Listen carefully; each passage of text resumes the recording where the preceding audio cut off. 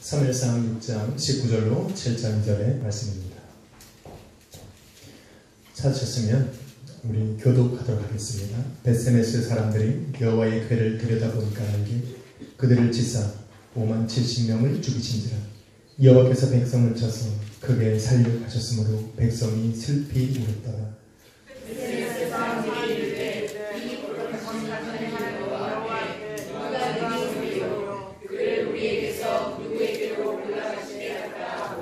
전령들은 기랏 여아림 주민에게 보내어 이르되 블레셋 사람들이 여호와의 궤를 도로 가져왔으니 너희는 내려와서 그것을 너희에게로 옮겨가라.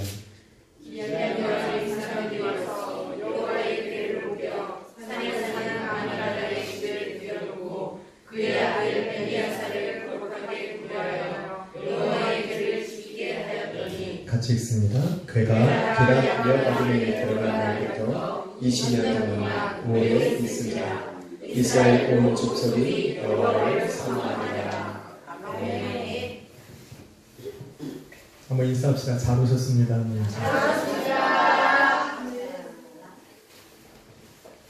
우리 자녀들 오늘 헌금 특송하는 거 들으셨습니까? 아멘. 어떻습니까?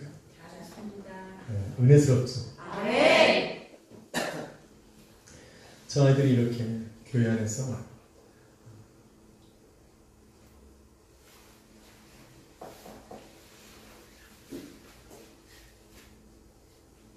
왜 찬양팀들은 찬양을 하고 나면 왜 어디로 도망가는 거야? 힘들어서 도망가는 거야? 땀을 흘려서 도망가는 거야?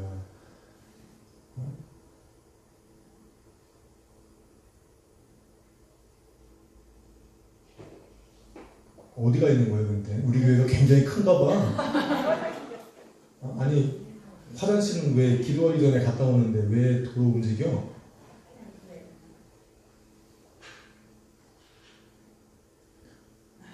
다음부터 움직이지 마세요. 아멘. 우리들이 무슨 프로입니까?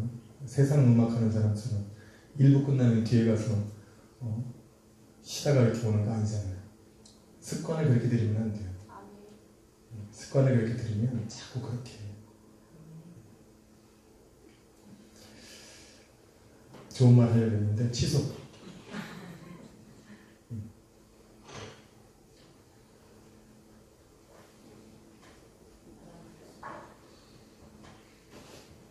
엘리 가문의 죄악은 오늘 잘 들으셔야 돼요. 말씀을 잘 들어요. 제가 왜 이 말을 하려고 하는지 잘 들으셔야 돼요. 엘리 가문의 죄악. 엘리가 어떤 사람인지 아세요? 요즘에 제가 하도 출애굽기와 사무엘상부터 설교를 하는데 반복적으로 설교를 하는데도 이해가 안 되면 안 돼요. 정신을 딱 차리고 무슨 말을 하는지 오늘 이 말씀이 나에게 하시는 말씀이구나 잘 마음으로 받으시기를 축원합니다. 아멘. 엘리 가문의 죄악은 이스라엘 민족들에게 고스란히 넘어갔습니다.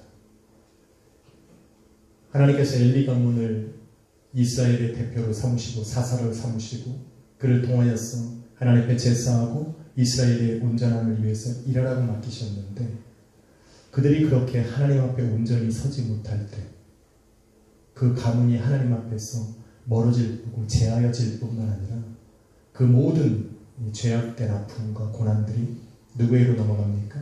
이스라엘 민족들에게 그대로 넘어갑니다. 이전까지는 전쟁에서 패배한 적이 없었던 그들이 드디어 전쟁에서 패함을 당하고 죽임을 당하고 가정이 무너지고 자녀들은 이 고난 중에 고통 중에 인생을 살아가야 되는 겁니다.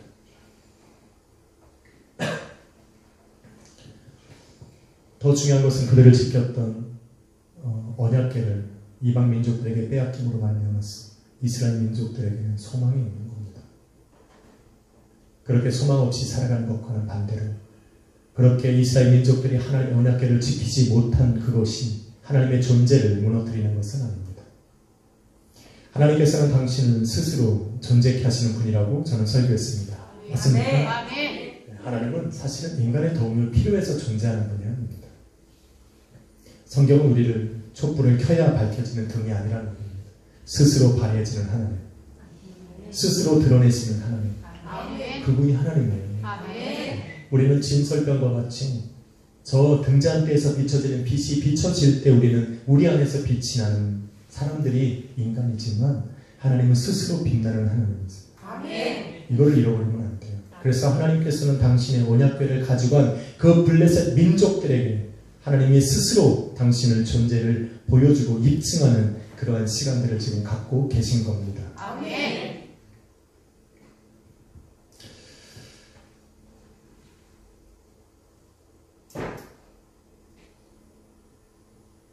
하나님께서 당신을 스스로 이렇게 존재를 입증하고 계시는 그러한 상황 속에서, 그런 상황들 속에서 하나님이 어떠한 분이시라는 것을 블레셋 민족들은 아주 절실하게, 철저하게 느끼는, 체험하는 그런 시간이었습니다. 7개월 동안에, 7개월 동안에 하나님께서 이스라엘 민족들 가는 곳곳마다 하나님께서 그 당신의 능력의 손으로 치심으로 말미암아서 블레셋 민족들은 독종으로 말미암아 죽임을 면할 수가 없었습니다. 그들이 섬기던 200개가 넘는 우상과 그러한 잡신들이 하나님의 진노하심을 막을 수가 없었습니다. 그래서 하나님께서 진노하시면 진노하시는 대로 죽음을 당할 수밖에 없는 그러한 상황에 놓여 있는 겁니다.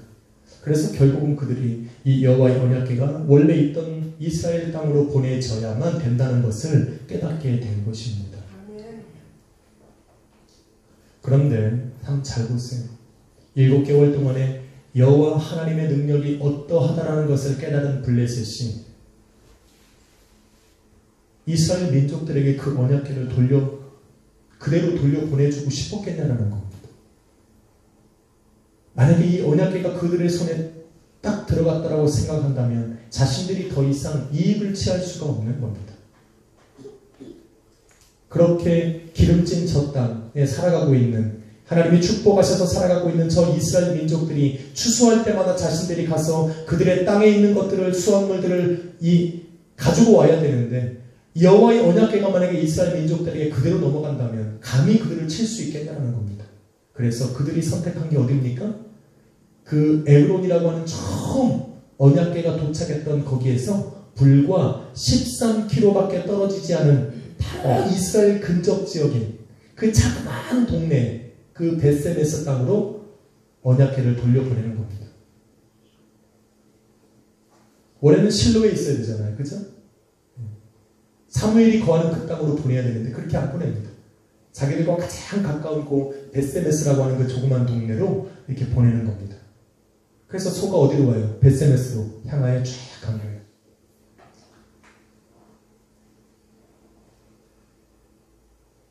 드디어 빼앗겼던 하나님의 언약궤가 이스라엘 땅으로 들어왔을 때 이거는 복입니까? 저주입니까? 복입니다. 할렐루야. 아멘. 복이십니까? 아멘. 여호와의 언약궤가 들어온 것은, 다시 돌아온 것은 그 돌아온 땅에게 복이어야만 합니다. 아멘. 이것이 이 블레셋 사람들과 마찬가지로 저주가 되어지면 뭔가 문제가 있는 거죠. 그런데 벳세메스로 들어온 언약궤로 인해서 벳세메스에 살아가는 사람들, 오늘 성경 그대로 읽으면 5만 70명이 죽음을 당합니다. 복입니까? 저주입니까?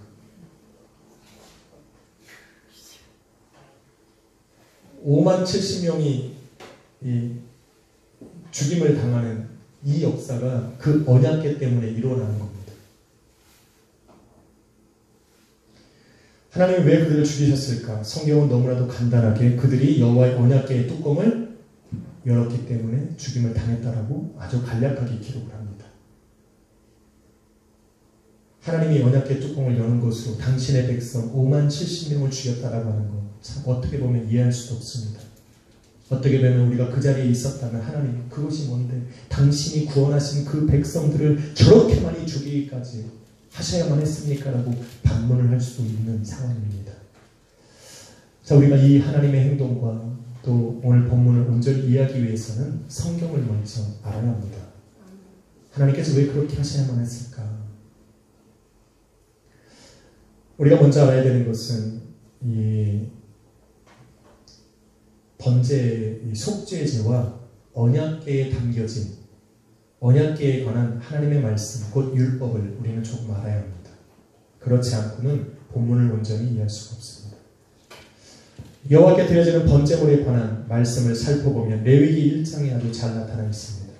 레위기 1장에 보면 여호와께 드려지는 번제물은 1장 3절을 그대로 얘기하면 여호와 앞에 기쁘시게 받으실 수 있도록 드려져라 라는 얘기입니다. 하나님 앞에 드려지는 번제물은 여호와께서 기뻐 받으실 수 있는 예물이 되어야 된다는 얘기입니다.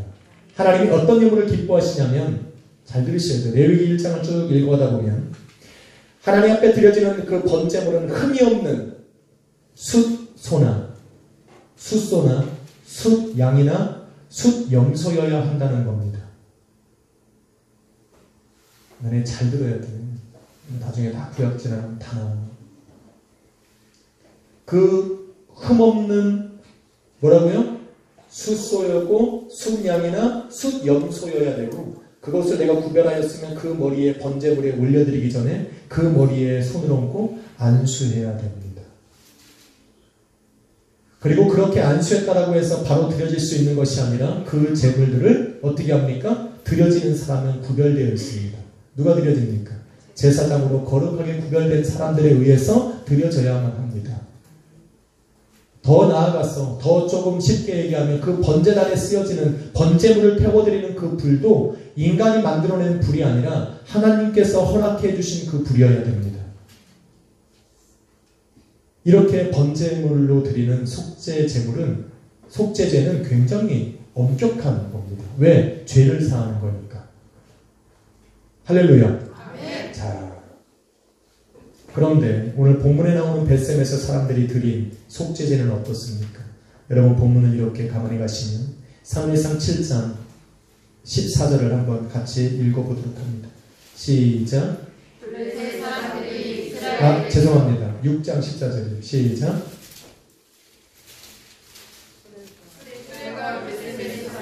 여호수아의 밭 큰 돌 있는 곳에 이르러 선지가 무리가 수레의 나무를 베고 그 암소들을 번제물로 여호와께 드리고. 자, 첫 번째로 하나님 앞에 하나님의 율법을 어긴 것이 무엇입니까? 암소를 드렸다는 게 문제예요.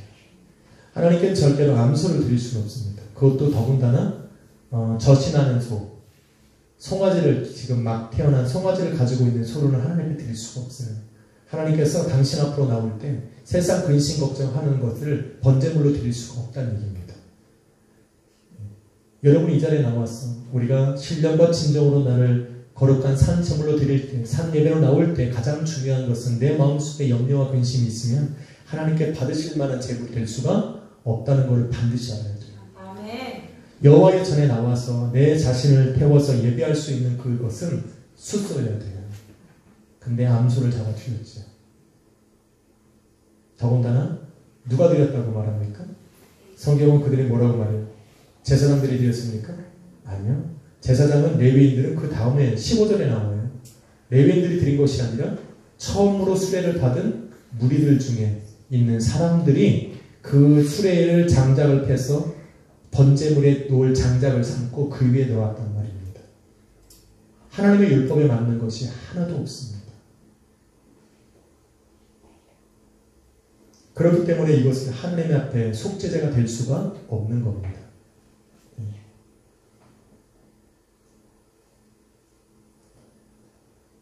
왜 그들은 이렇게 했을까? 라는 겁니다. 왜 이들은 이렇게 했을까? 이스라엘 땅에 거하던 하나님의 백성들은 전부 다 어디로 왔습니까? 하나님의 성막으로 있는, 하나님의 성막에 놓여있는 그 성막으로 들어가서 번제를 드렸습니다. 그런데 그들이 왜 이러한 행동을 해야만 할까? 하나님 앞에 왜 범죄하면서 말씀을 어기면서 율법대로 하지 않냐고 자기들의 마음대로 이렇게 했을까라는 질문을 던지면 이 외부적인 이유와 내적인 이유가 있습니다. 먼저 외부적인 의미는 뭡니까? 여러분 블레셋 사람들이 잘 보세요.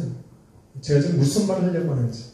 블레셋 사람들이 어디까지 따라왔습니까? 벳세메세까지 따라왔어요.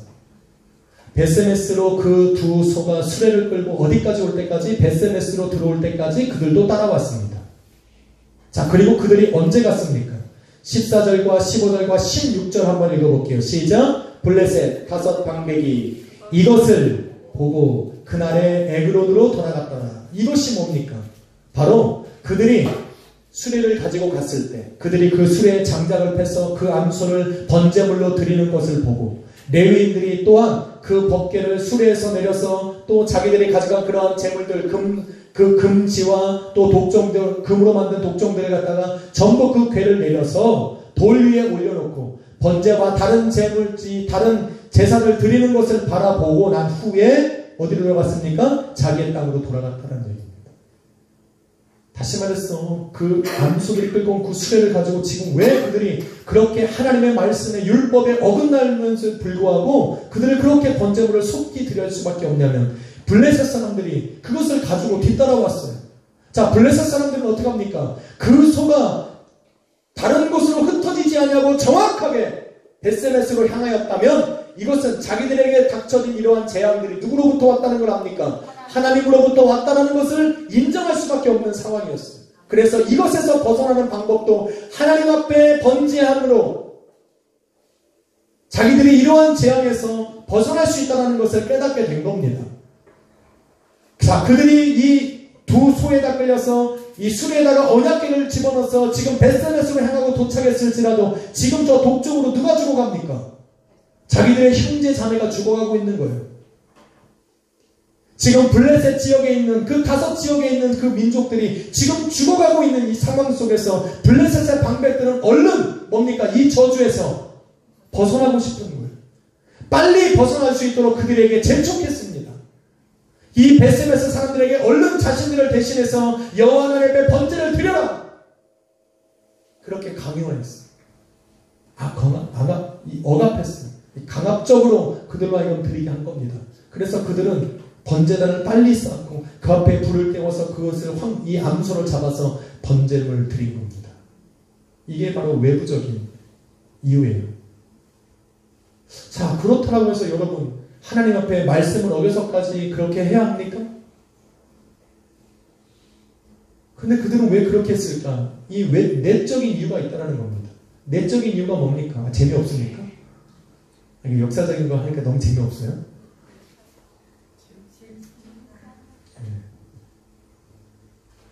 그냥 예수 그리스도는 복 받고 은혜 받고 여러분 할렐루야 치유가 역사가 일어나고 성령의 충만한 역사가 일어난다 이렇게 해야 되는데 그죠? 신앙의 바탕이 없으면 이런 것들 다 헛거예요. 지금 이 벳세메스 사람들이 하는 행동처럼 우리도 그렇게 안 한다는 보장이 어디 있습니까? 이 사람처럼 행동한 벳세메스 사람들처럼 행동한 사람들이 누가 있어요? 사울이 그래요. 사람들이 재촉하니까 사람들이 자꾸 자기를 떠나가니까 사무엘이 와서 제사를 드려야함에도 불구하고 그걸 기다리지 못하고 자기가 제사를 드려요. 이것 때문에 하나님이 어떻게 사울을 버려요? 네가 사람들의 마음대로 사람들이 때문에 사람들이 두려워서 나의 말씀을 어기느냐 그래서 버려요. 그러한 것을 실수하지 않도록 지금 얘기하고 있는 거예요. 벳세메스 사람들이 근데 왜 그렇게 했을까? 세상이 그렇게 나로 하여금 하나님 앞에 범죄하게 하고 그렇게 한다고 해서 내가 하나님의 말씀을 어기면서까지 내가 그렇게 살아야 됩니까? 아니요. 그것은 하나님 앞에 징계받는 원인이 되는 겁니다. 하나님께 버림받는 원인이 되는 거예요. 근데 그들이 왜 그렇게 했을까? 여러분 이것이 바로 엘리 가문의 죄악입니다. 이 일이 벌어지기 전에 사람들은 자기의 재물을 가지고 거룩한 하나님의 성막으로 나아갔어요. 그런데 나아가서 하나님 앞에 번제를 드리려고 가서 하나님 앞에 거룩하게 구별된 곳에서 자기의 번제물을 드리는데 이 엘리와 이 홈리와 비나스가 어떻게 합니까? 자신들이 그 하나님이 받으셔야 되는 거룩한 번제물에 손을 대는 거예요. 그들이 하나님 앞에 드려지는 그 좋은 고기들을 아직도 올려놓지도 않았는데 그 좋은 부위들을 자기가 먹을 수 있도록 달라고 하고 하나님이 태워서 하나님 앞에 드려야 되는 그 고기들이 저 가마솥에서 끓고 있는 저것들을 골챙이에 이 새 고깃가리를 집어넣어서 좋은 고기의 살코기들을 자기들이 취향을 가져가는 이러한 일들을 벌어지면서 이스라엘 민족들의 생각 속에 어떻게 하고 있냐면, 아, 하나님은 저렇게 해도 괜찮은구나. 하나님은 저들을 치시지 않는구나. 하나님은 이런 번제물이 중요한 것이 아니구나. 그들이 그렇게 생각한 거예요. 저렇게 범죄하고 타락한 인간들도 제사장이 되는데 하물며 자기들이 왜 이것을 못하냐라는 마음의 교만함이 생기는 겁니다. 그래서 서슴이 없는 거예요. 꺼리낌이 없는 거예요. 하나님 앞에 이렇게 죄를 지었고 자기들이 직접 나아가서 거룩하게 구별되지 않았음에도 불구하고 하나님 앞에 번제를 드리는데 조금도 거리낌이 없는 겁니다.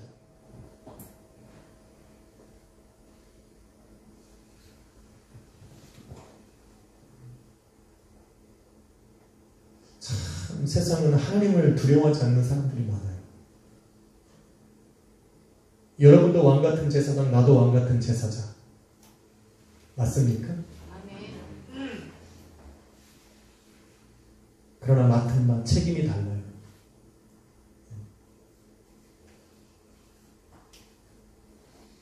그것을 잃어버리면 안 돼요.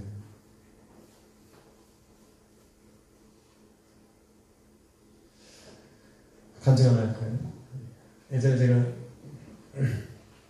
암에서 고침받은 그 집사님들 제가 간증했었죠. 그분들이 암은 나섰는데 다른 병을 얻었어요. 제가 그 암을 고치고 나서 제가 그때 그분들에게 선물을 하나 했어요. 제가 이 간증도 한번 한 기억이 나요. 그분들에게 제가 책을 하나 선물을 했어요. 그 책이 뭐냐면 4차원의 영성이라는 책이었어요. 제가 이 책을 그분들한테 왜 드렸냐면 기도하라고.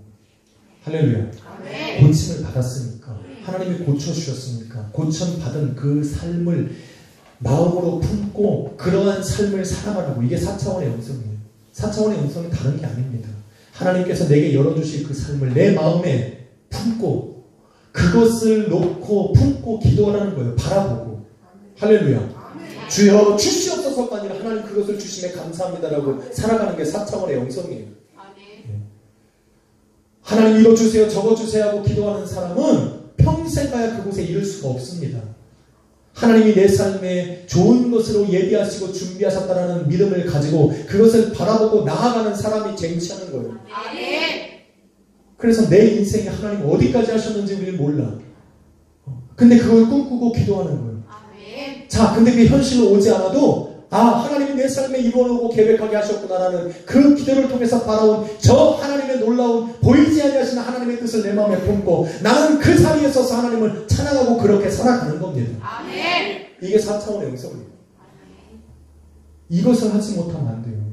하나님이 나를 통해서 내 삶에 여기가 만들어놨다. 난 여기서부터 살아가야 되는데 이것을 못하고 이 밑에서 여기만 바라보는 사람은 절대로 여기까지 올라갈 수가 없습니다.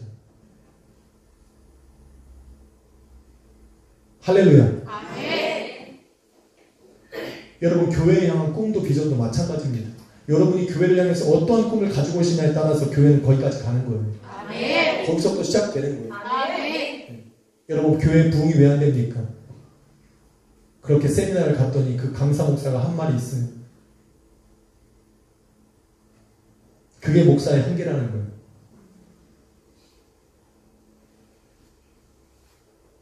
그래서 교회 부흥하는 교회는 항상 새로운 사람이 올 걸 준비하는 교회가 부흥한다고 그래요. 아멘. 이 말 듣고 가슴이 너무 찔렸어. 새로운 분이 한 분 오면 이런 게 아니라 당연한 것이 여겨야 돼요. 새로운 사람이 들어올 걸 당연하게 여기는 교회가 부흥하는 교회라고 말하는 거예요. 할렐루야. 아멘. 그래서 여러분 저 뒤에 만약에 새로운 사람 2명만 앉아 있어도 여러분 이렇게 예배 안 드려요. 어떻게 드려요? 할렐루야. 이렇게 기도 안 한다니까. 아멘 소리가 하늘을 찔러. 이게 우리 교회가 부흥하려나 보다는 소망이 막 생겨요. 새로운 사람이 날마다 한 명씩 와서 52주가 지나면 성도가 삽니다. 아멘. 예배가 날마다 새롭게 느껴져요. 아멘. 내 삶은 변한 게 아닌데 교회가 살면 여러분의 인생도 바뀌기 시작해요. 아멘. 그런 걸 준비하면서 사는 거예요. 교회가 무너지는 이유 간단합니다. 1년 동안 전도되어 온 사람이 한 사람도 없으면 그 교회 무너집니다. 아닌 것 같죠? 그러면 목사가 뭐라고 말하는지 아십니까? 아, 우리 교회는 있는 성도들 제자화시키는 교회라고 웃기네. 성도는 그렇게 생각 안 해요. 성도는 죽어가.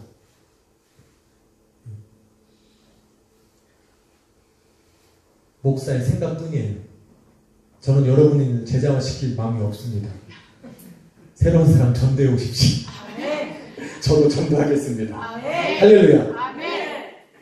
이 자녀들 부흥하고 이 자녀들 컸다고 해서 얘네들이 다 우리 교회에 남아있을 거라고 생각하지 마십시오.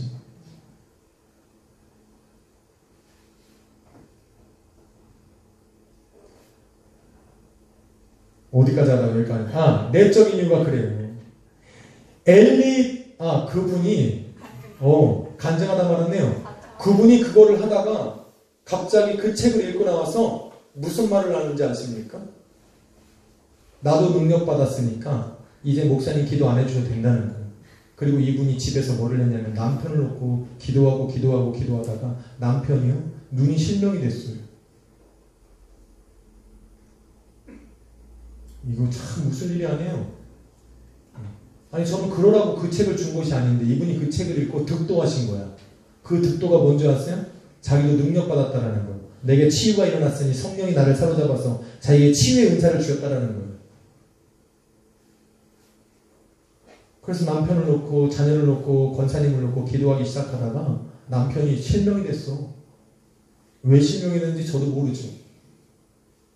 그리고 나서 기도하다가 안 돼서 왔어요. 다시 왔어요. 다시 와서 기도해달라고 그랬어. 제가 해줬을까요? 안 해줬을까요? 당연히 해주죠. 당연히 해주는 거죠. 당연히 열심히 기도했죠. 나섰을까요? 안 나섰을까요? 그렇게 자신이 없어. 그렇게 저를 못 믿으시는 거? 우리 안에서 역사하시는 그 주님을 그렇게 못 믿으시는 거예요? 다시 한번 물어볼게요. 나섰을까요? 안 나섰을까요? 안 나섰어.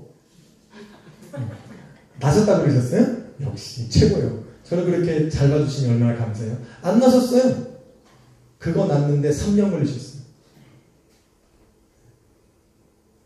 그거 났는데 3년 걸리셨어요. 교만하면 안 돼요. 그거는 제가 고친 것도 아니고 하나님이 고치신 거잖아요. 그래서 우리는 날마다 하나님의 말씀에 순종하고 하나님 앞에 더 겸손하고 무릎 꿇어야 돼요. 할렐루야. 여러분에게도 능력이 임하길 소망합니다. 그러실 수 있는 분이에요. 우리 주님은 그러실 수 있는 분이에요.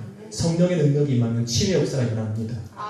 그런데 치유의 역사의 가장 핵심은 하나님께 영광 돌리는 거예요. 내가 그것을 행하기보다 더 중요한 것은 내가 그 일을 통해서 하나님이 드러나느냐예요. 그래서 더 겸손해야 돼요. 할렐루야. 그런데 엘리 제사장과 그의 제자들이, 그 아들들이 하나님 앞에 제사장으로 사사로 부르심을 받아서 하나님 앞에 나아가는 큰 직분을 받았음에도 교만하기 시작한 거예요. 그래서 그것을 보고 이스라엘 백성들이 배웠어요. 그래서 하나님의 말씀을 어기는 거에 두려움이 없어지기 시작했어요. 그래서 그 앞에 나가서 번제를 그렇게 자기네들이 손수 드리고 수레를 치면서 그들의 앞에 있는 언약궤를 어떻게 내렸겠어요? 언약궤를 들어다가 그 돌 위에다 올려놨다니까요. 그런데 여러분 그 언약궤는 그렇게 다루면 되는 것들이 아닙니다. 언약궤는 그렇게 다루면 안 돼요. 여러분 민수기 4장에 보면 정말 하나님께서 성막을 이렇게 해주셨는데 지난번에 해놓은 그것을 우리가 지웠나요? 여러분 이 언약궤는 절대로 사람이 아무나 만져서는 안 되는 거예요. 그래서 언약궤는 이제 장막 안에 들어있고 장막 안에 뭐가 있습니까? 성소 안에 들어있고 성소에 또 어디가 있습니까? 지성소로 구분하고 지성소 안에 그 언약궤를 올려놓는 거예요. 근데 그 언약궤는 절대 아무나 볼 수 있지 않아요. 1년에 한 번씩 대제사장이 그 안에 들어가서 하나님의 말씀과 임재를 보고 나오는 거예요. 자, 그런데 이 장막을 광야에다가 쳤잖아요. 그런데 그 40년 동안 광야를 움직이면서 이 장막도 걷어서 움직여야 되잖아요. 그런데 이거 어떻게 언약궤를? 그래서 하나님께서 민수기 4장 1절로 20절에 이 언약궤를 옮기는 방법을 하나님께서 기록해 놓으셨는데 그냥 아무나 들어가는 게 아니에요. 하나님께서 그 성막 안으로 성소 안으로 레위인을 불러요. 아론과 그의 아들들을 불러서 어떻게 하냐면 자 성막과 지성소를 가리고 있는 거기 그 바탕화면에 혹시 그 성소 사진이라고 이렇게 있는데 빨리 가봐. 자, 성소 안에를 가운데를 딱 나눠서 저 위쪽은 어떻게 해요? 지성소라고 부르고 이쪽은 성소예요. 그죠? 자, 그러면 성소와 지성소를 가로막고 있는 이 휘장이 있어요. 휘장. 자, 이 휘장을 자, 그대로 이렇게 딱 띄웁니다. 그대로 띄어서 어디로 가요? 언약궤로 가는 거예요. 언약궤로 가서 언약궤를 바로 덮습니다. 사람이 보는 게 아니에요. 자, 언약궤로 가서 그대로 덮어요. 그래서 보지 않은 상태에서 언약궤를 포장을 싹 합니다. 자, 그런데 그냥 하는 것이 아니라 그것만 하는 것이 아니라 자, 그 안에 휘장으로 한 번을 감싸고 또 그 위에다가 뭐랍니까? 그 벽에 쳐져 있던 해달의 가죽이 있어요. 해달을 그 짐승의 가죽으로 다시 쌉니다. 자, 그것을 싸고 자, 2번 쌌죠. 자, 2번을 꽁꽁 싸고 또 한 번 싸는 거예요. 또 한 번 뭘로 쌉니까? 그 위에 순청색 보자기로 싹 쌉니다. 다시 싸요. 그래서 절대로 바깥에서 언약궤를 볼 수 없도록 그렇게 아론과 그의 아들들이 구분을 해서 이 그냥감이 놓여있는 이게 휘장인데 이 휘장으로 언약궤를 싸고 이 주위를 두르고 있던 회달의 가죽으로 싸고 또 뭡니까? 순청색 보자기로 다시 싸야 돼요.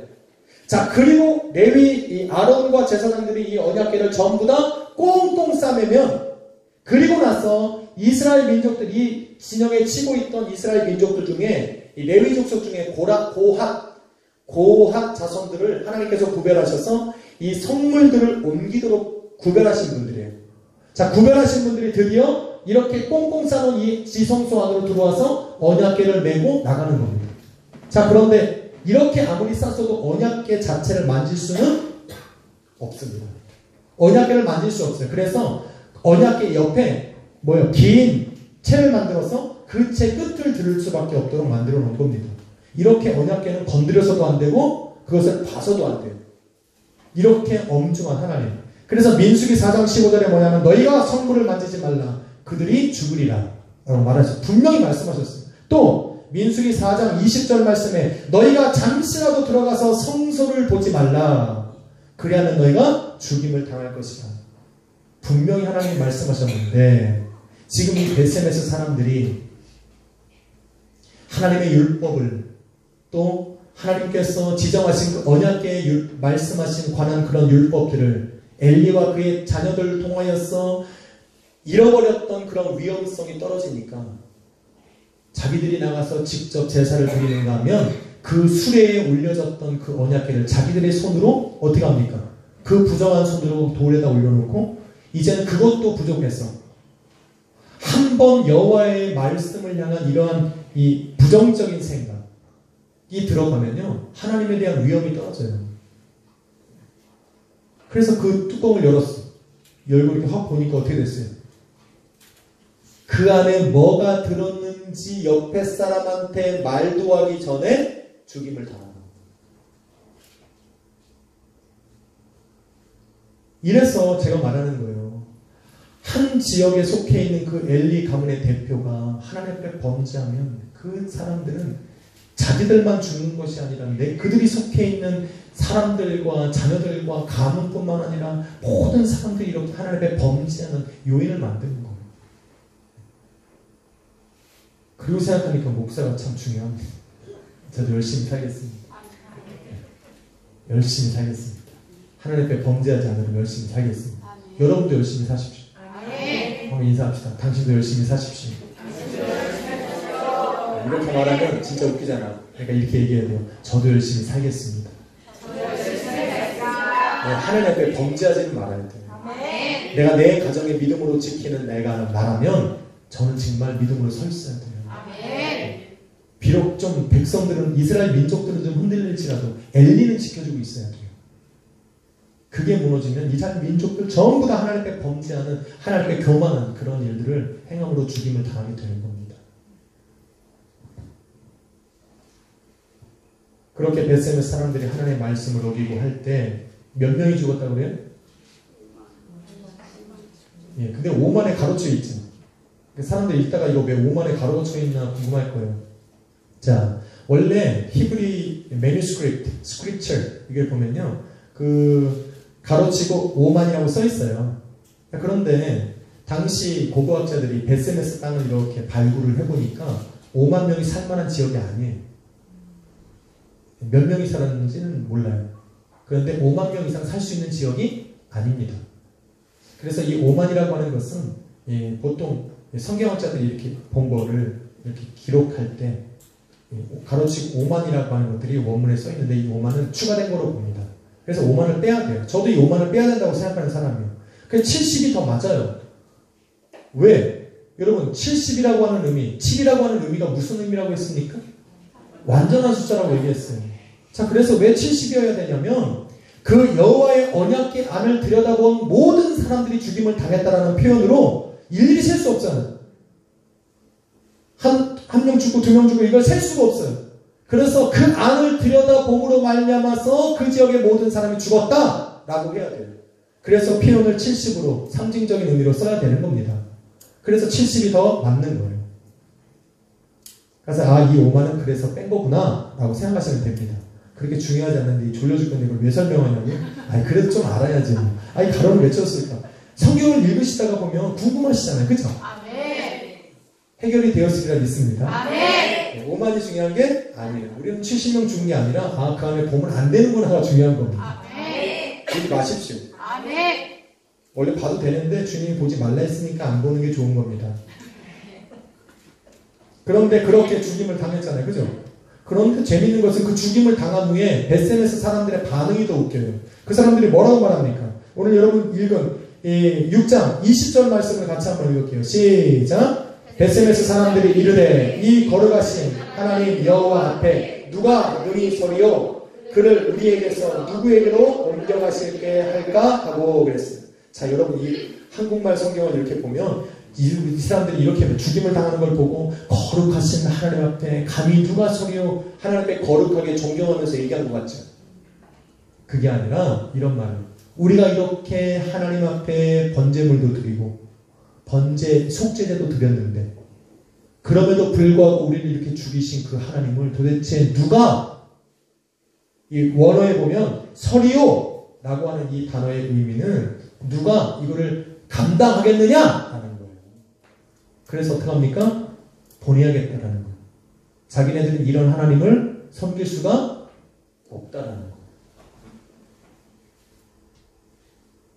뭐 느끼십니까? 이 말을 들으면 하나님이 하지 말라는 거 자기네들이 다 해놓고 정령 죽으리라 했는데 그거 자기네들이 다 범해놓고 지킨 게 하나도 없잖아요. 그죠? 하나도 안 지키고 나서 자기네들이 그렇게 함으로 말미암아서 하나님이 어때요? 공의 하나님. 말씀하신 대로 행하실 수밖에 없는 하나님. 그래서 그들이 죽임을 당했음에도 불구하고 그들이 뭐라고 말합니까? 이렇게 거룩하신 하나님을 도대체 그러면 누가 어떤 사람들이 감당을 하리요? 자기네는 못하겠다. 다른 데로 보내야겠다라고 지금 생각하는 거예요. 뭐 느껴지는 거 없으십니까? 우리의 모습이 안 보여요? 아니 우리들이 하나님께서 하지 말라는 하나 뭐 지키는 것도 없으면서 내 삶이 어려워지면 꼭 하나님 내게 주신 것처럼 마치 고난이 여호와로부터 온 것처럼 나는 순결하고 나는 거룩한데 나는 최선을 다해서 했는데 하나님이 여전히 나를 훈련시키고 연단시키고 고난으로 나를 이끌어 가신다라고 생각하는 착각을 버리라는 얘기입니다. 하나님은 내가 평소 잘 가고 있는데 내게 연단 주셔가지고 나를 고난으로 삼아서 이걸 통해서 뭔가를 가르치시는 분이 절대 아니에요.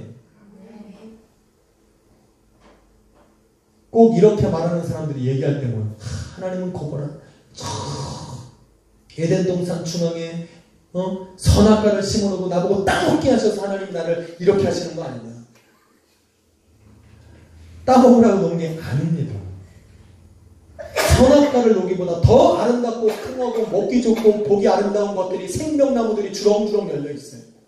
굳이 그걸 가서 따먹고 나서 하나님 원망하고 불평하는 이유는 뭡니까? 하나님은 괜히 내 삶에 어려움을 주는 분이 아니에요. 항상 내가 선택해. 항상 내가 하나님 앞에 잘못하고 그러한 일들이 그걸로 말미암아서 벌어지는 일들을 하나님의 탓으로 돌리면 안 돼요. 그래도 하나님 이루어 가시겠지. 착각하지 마십시오. 하나님이 왜 당신의 백성들, 자녀들이 고난받고 고통받는 걸 좋아합니까?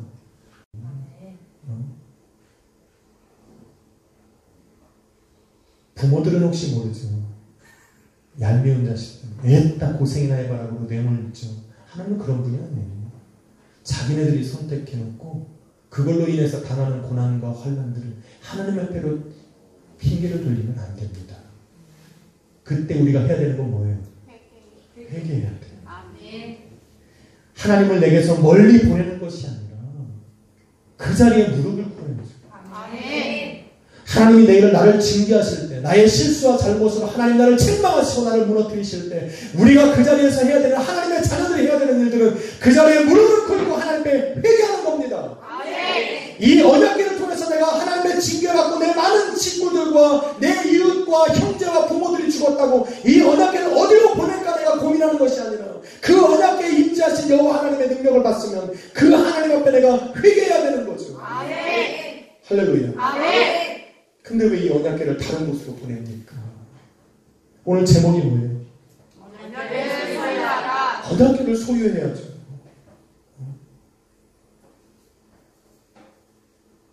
하나님의 말씀이 내 마음을 찔리고 내 마음에 하나님 앞에 죄스러운 마음을 생기게 한다고 하나님의 말씀을 외면하고 부인하고 버리면 되겠습니까?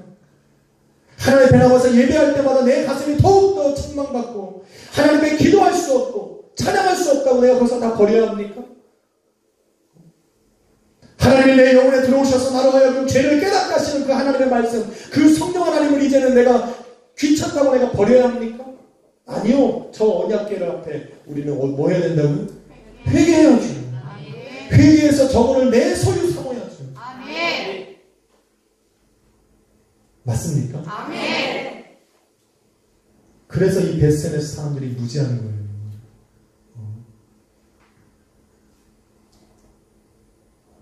옛날에 이런 속담이 있으니까 방귀 낀 뭐야? 방귀 낀 사람이 성낸다라는 게 있어. 자기가 잘못하고 자기가 그 책임을 누구한테 돌리는 거예요? 다른 사람한테 돌리고 자기의 실수 안 보이고 나는 안 그렇던 것처럼. 죄 지은 사람들이 하는 특성 중에 하나는 뭐냐면 하나님을 엉망하고 불평해요.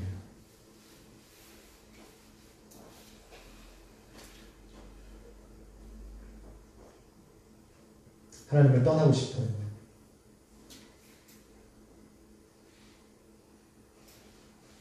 그래서 저기 기란 여아람 사람들을 불러서 어떻게 합니까? 이거 가져가라 그래요. 귀찮다 이거.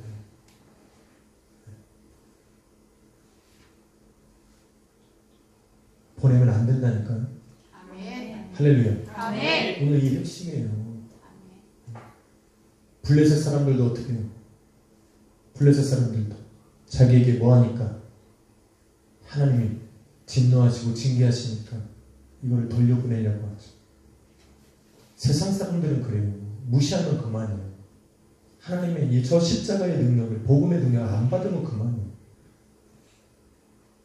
그런데 하나님의 백성 삼으신 이 벳세메스 사람들조차도 그 마음에 하나님을 향한 마음의 위험과 그 하나님을 향한 경외하는 마음과 두려움이 없으니까 세상 사람들과 그건 다르지 않아요. 귀찮은 거예요. 여호와의 말씀을 자꾸 내가 하여금 깨닫게 하시고 나를 징계하시는 하나님으로만 그냥 빨리 보내고 싶어. 간섭받고 싶은 마음 없어요. 그냥 자기네가 마음대로 율법 지키고 번제물 드리고 자기네가 마음대로. 왜? 레위인도 거기 살고 있었으니까. 레위인을 통해서 그냥 자기가 원하는 대로 제사 드리며 살아가고 싶은 거예요. 그걸로 인해서 책망받고 하나님께 징계받고 싶은 마음이 없는 거예요. 빨리 보내고 싶은 거예요.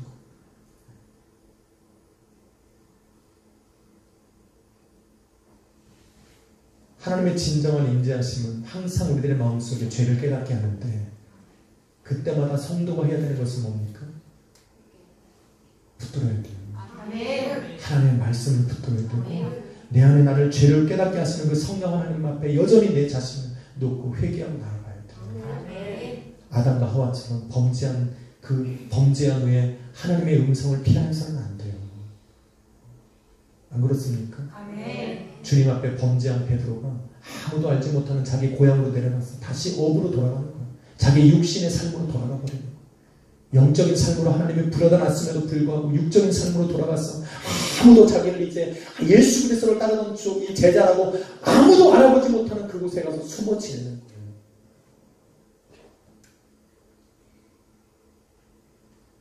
그런데 바꿔 말하면 내가 죄를 지금 깨달았다는 것은 그럼 무슨 의미입니까? 내가 어디 있다는 거예요? 여호와 앞에 있다는 거잖아요. 하나님께서 내게 간섭을 안 하면 나는 내가 죄를 지었는지 관심 없어요. 네. 그런데 주님 앞에 나아가면 뭐가 보여요? 내 죄가 드러나는 거예요. 자, 그럼 바꿔 말하면 뭡니까? 내가 자꾸 내 죄가 생각이 나고 남들은 괜찮은데 내가 자꾸 내 죄책감이 생기고 이러면 안 되는데라는 자꾸 생각이 들면 내가 지금 어디에 서 있다라는 거예요? 여호와의 임재 앞에 서 있는 거예요. 아멘. 그때 뭐 해야 된다고요? 머물러 있어야 돼. 할렐루야. 회개해야 돼요. 아멘. 떠나면 됩니까? 안 된다니까요. 지금 핵심이 이 말이에요. 오늘 이 말이에요. 여호와께서 내게 죄를 알게 하시면 그 자리에 서서 회개해야 되는 거지. 아멘. 떠나면 안 된다는 거예요. 버리면 안 되는 거예요. 아멘. 때로는 이 죄악이 나와 여러분 예배를 가로막아. 벗어나고 싶어. 왜? 예배만 나오면 더 힘들어지고 기도할 수도 없고 찬양할 수도 없고 목사님이 말씀하면 꼭 나한테 하는 말씀 같고 나를 책망하는 것 같고 그래도 벗어나면 돼요 안 돼요? 안 된다고. 있어야 된다고 여기에. 할렐루야. 자꾸 나와야 돼요. 아멘. 왜? 내가 지금 진짜 내가 나와야 되는 자리에 앉아 있는 거예요. 아멘. 예배를 가로막으면 예배에 승리해야 돼요. 아멘. 기도를 가로막으면 뚫릴 때까지 기도해야 돼요. 아멘. 주여 아무것도 안 보여. 그럼 눈 뜨고 가는 게 아니라 할렐루야. 주님의 응답이 떨어질 때까지 기도해야 된다니까.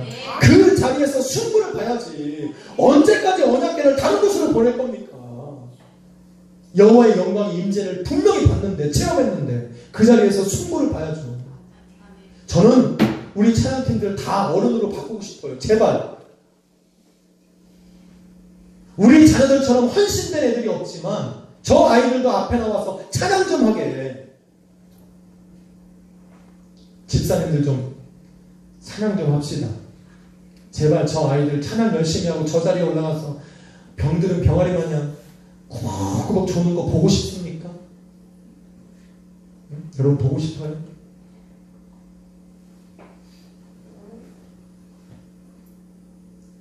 집사님들이 얘네들 좀 키웁시다.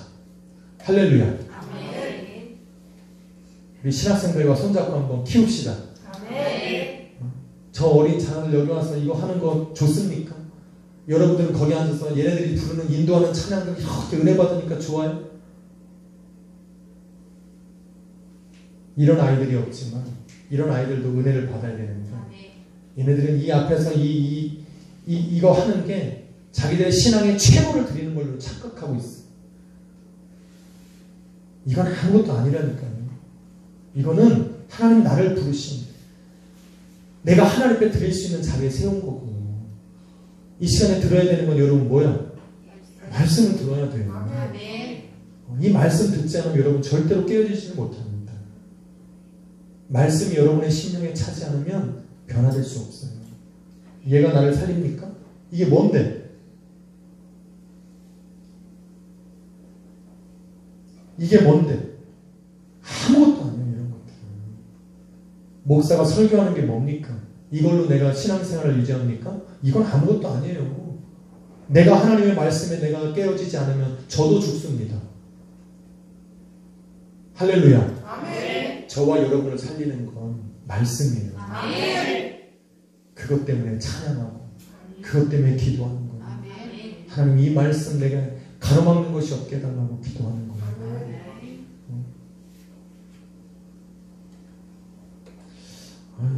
오늘 제가 잘못 준비를 했어요. 제가 요즘에 말씀을 준비하다가 8장씩 준비하니까 힘들죠? 제가 예전처럼 4장으로 줄이겠습니다. 네, 그래서 딱 20분이면 끝나게.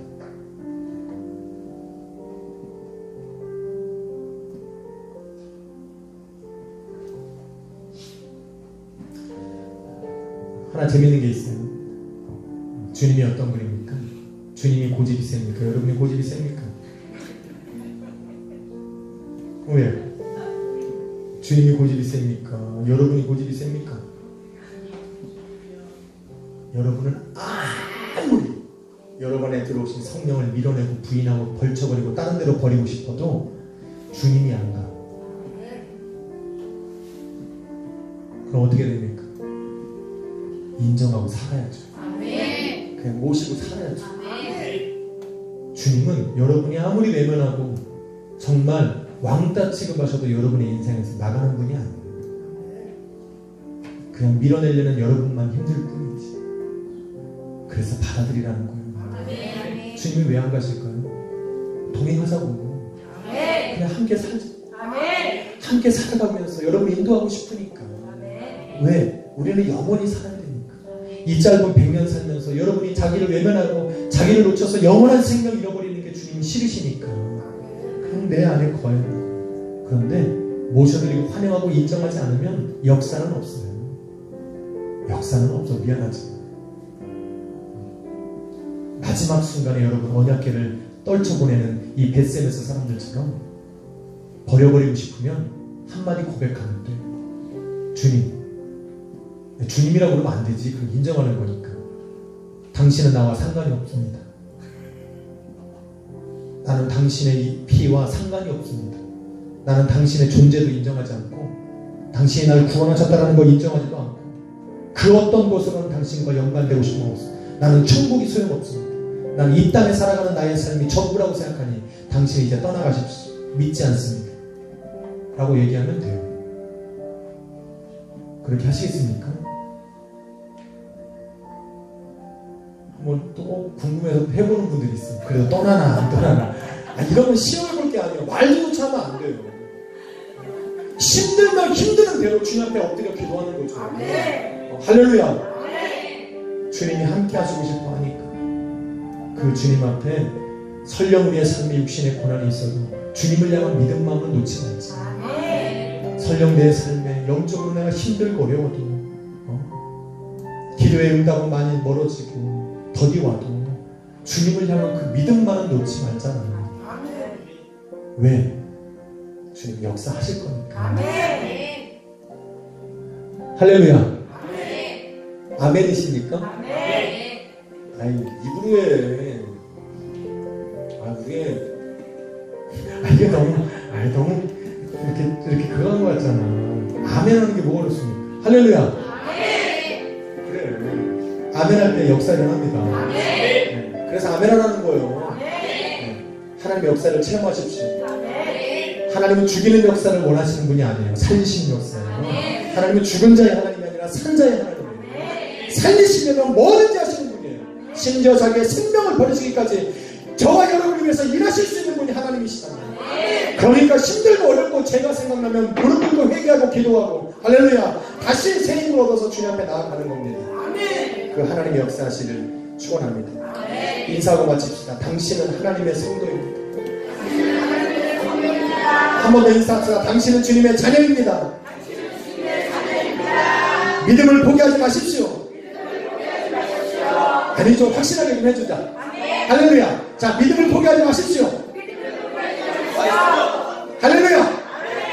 오늘 핵심이 이거야. 언약궤를 포기하지 말자. 언약궤를 소유하자. 비록 언약궤가 나를 힘들고 어렵게 해도 나의 잘못이구나. 나를 깨닫게 하시는 그 주님을 꽉 붙들고 기도하는 겁니다. 할렐루야. 기도합시다. 기도하십시오. 기도하십시오. 벳세메스 사람처럼 무제한 행동을 해서는 안 돼. 주님과 함께 동행하시길 축원합니다. 기도하겠습니다.